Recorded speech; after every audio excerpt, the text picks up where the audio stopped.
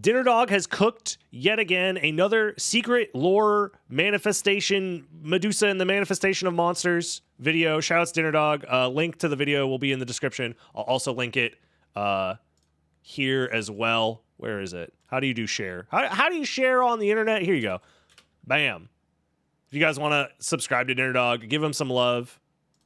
It's been out for 2 weeks. But yeah, we have the secret lore behind Medusa and the Manifestation of Monsters. Let's hear it. Symphony of the Night lore from Corndog Studios.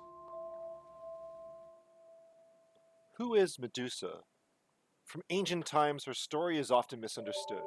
There's a link in the description with her full lore, but what you need to know is she is a beautiful woman, one of 3 Gorgon sisters, turned snake-headed due to a feud with the god. There is actual lore to the story of Medusa, Greek mythology? There's no fucking way.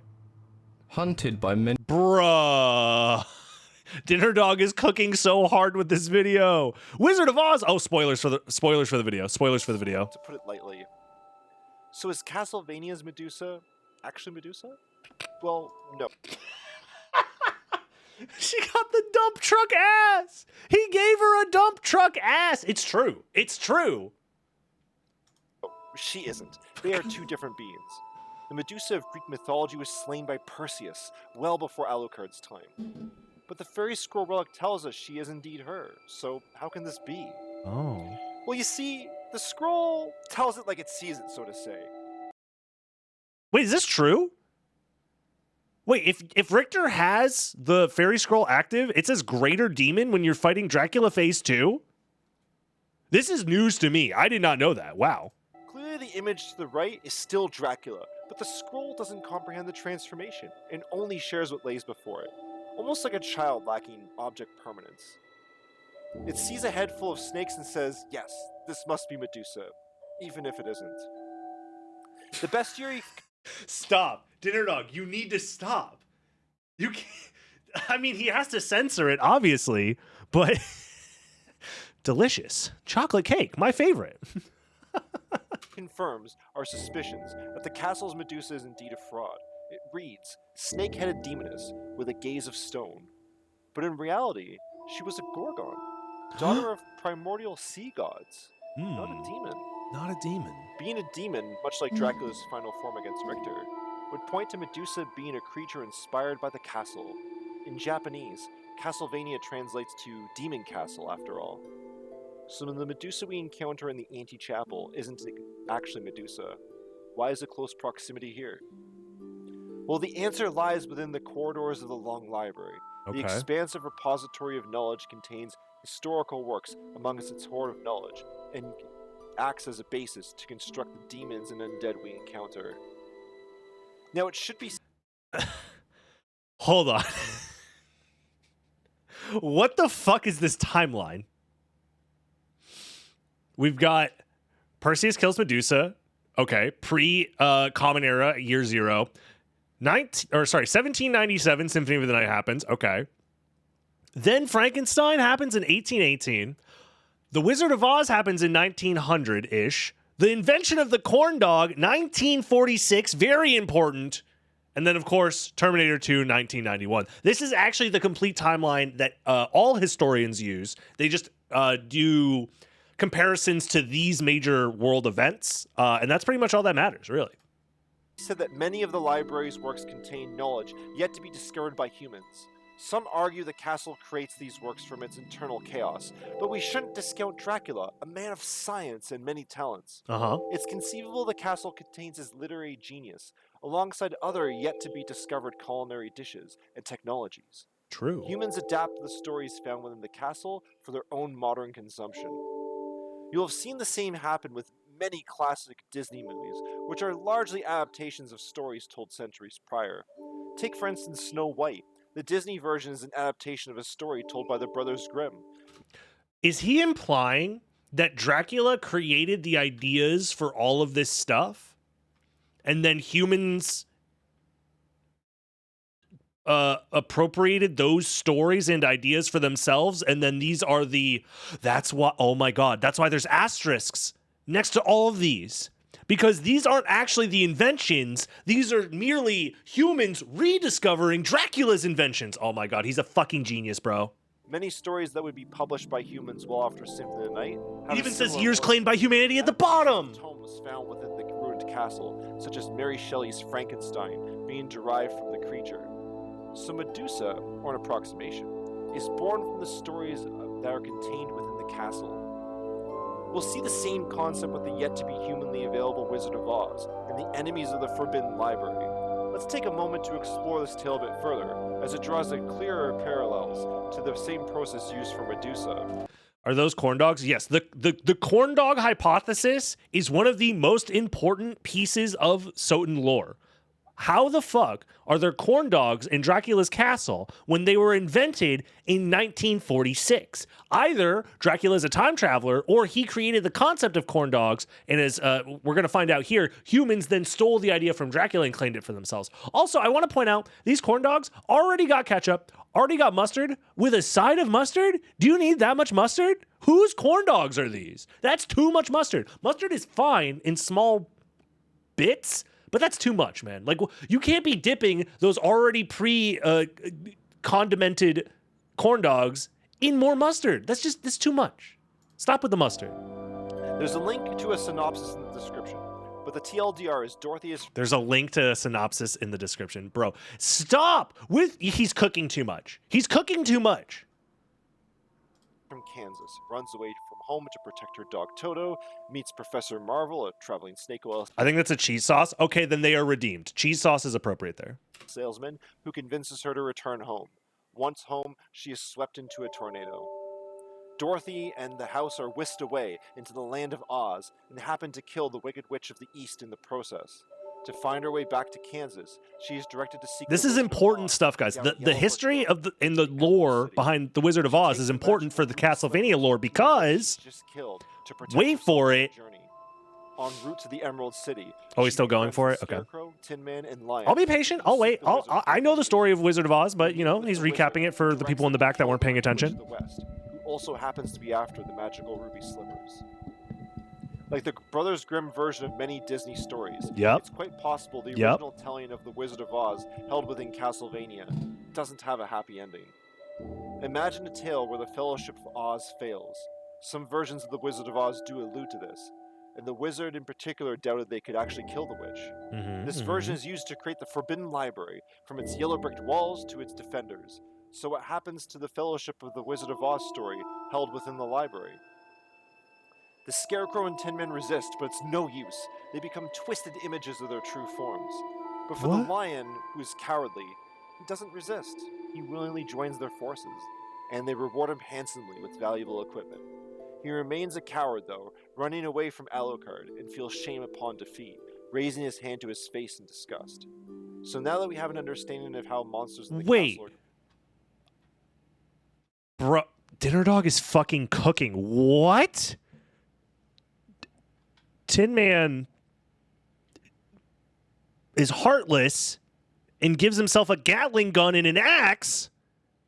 The lion wants courage, so he gets a giant claw weapon, but he's still a coward deep down inside. And then I'm not getting the return to monkey part. Honestly, he's cooking so hard, I don't know how they return to monkey. Like, he wanted a brain, right? So why is he stabbed through? We can turn our attention back to Medusa. Let's examine her fight with... Stop! You can't... Come on. You're not even subtle at this point. That's not even subtle. Like, the last ones at least were, like, illusions. But wide load? Really? Really? The fight design deserves its own video. But for our purposes right now, why is she looking away? If Perseus was willing to use her head as a weapon, and for its petrifying powers, why won't Medusa use them liberally? She's resisting. Her neck is trying to look the other way, while her head is desperately fighting back to face her adversary. She doesn't even look when deciding to attack. Bro. You know? Two panels to the left are literally one frame apart. She only looks at the same moment she swings her sword. It's no wonder she often misses, and Alucard can easily duck under her attacks. True. It's like there's some sort of inner conflict. Something's amiss. So let's recap. Bro, there's so much junk in that trunk. You got to clean out your trunk, guys. If your trunk looks like this, like, just pause the video, go outside, clean it up, man. Too much junk in that trunk. Medusa isn't Medusa. She's a manifestation of the literature contained within the castle. She's clearly conflicted and avoids engaging in combat. So, who is Medusa? Maybe we should be asking a better question. Where is Dorothy? Dude. No. No. No. Stop. Well, she certainly isn't a witch. No, the story wouldn't bear giving Dorothy the honor of such a title. Destroyer of the Eastern Witch? No, she doesn't deserve the right to join their sisterhood. Stop, dude. The Witches of Oz discover her encounter with the snake oil salesman, Professor Marvel, and how he gently touched her hair. No. Perfect.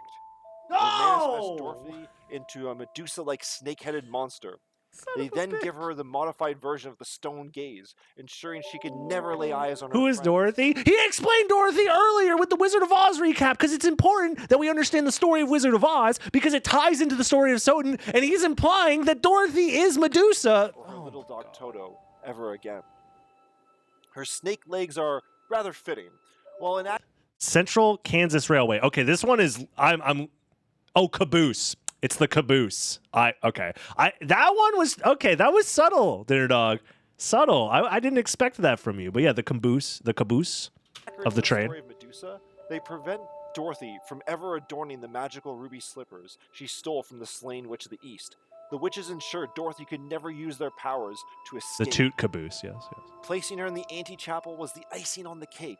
There's no place like home, and Kansas is in the Bible Belt. Her soul will twist and melt under the... Okay, that was a crazy leap in logic, but let's hear him out.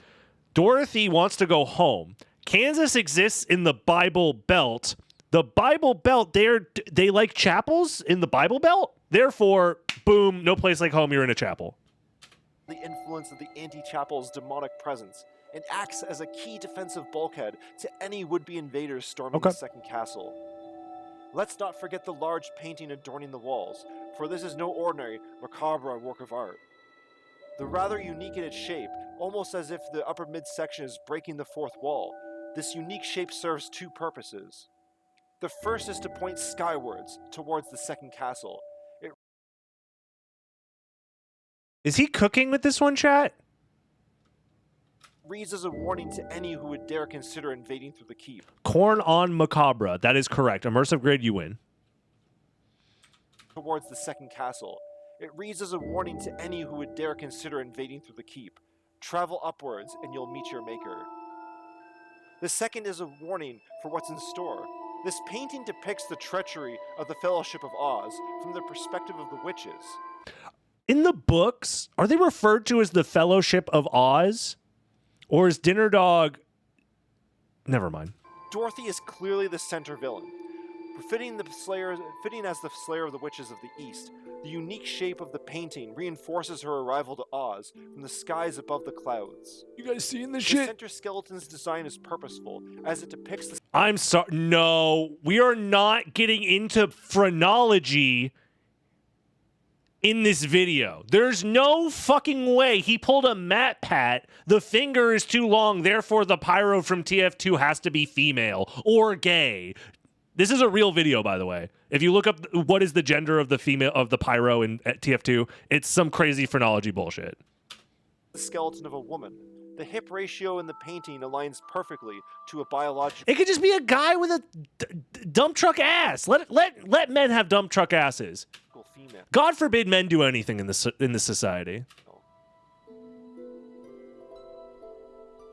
Of course, we can choose any gender we wish. Dorothy is human, and trans rights are human rights. The castle and the wider... Saved. I now understand why this video has dislikes. Yep. Someone got 8 minutes into this video and got really mad at the idea that human beings exist. The community embraces everyone. Returning to the painting, further along we find her little dog Toto, following along to... Can we get some Joel Prides in the chat, please? With his axe blade plunged securely into a victim. And to the left we find the Scarecrow, holding an appropriate farmer scythe, with the lion behind him, cowering in fear from the distance. Bro, no, dude, he's overcooking. The oven is burning, my bro. All while the Wizard of Oz lurks in the shadows, pulling the strings. Dorothy is supposed to represent... Okay, I was going to say, like, this doesn't make sense, but she literally has the heart of Vlad, but he's going to get to that part. ...world, and it's unsurprising she wouldn't take up arms willingly. The castle knew this, and it's why the heart of Dracula himself is found here. She can resist all she likes, and in the fight we see that she indeed does, but Dracula's influence never fails, and ultimately Dorothy is forced to fight. Alucard, being unaware of any of this, slays what he sees as a beast, sadly ending Dorothy's life in a cold cultist chamber, far away from any place over the rainbow. I'll say the Dark Souls 2 music is like hard carrying here. That's all for this video. If you enjoyed it, there's a like button at the bottom left of your screen. And if you're interested in other things random in Castlevania, bro, we got there's a link to my Twitch channel. a billion likes. Billion likes. Take care.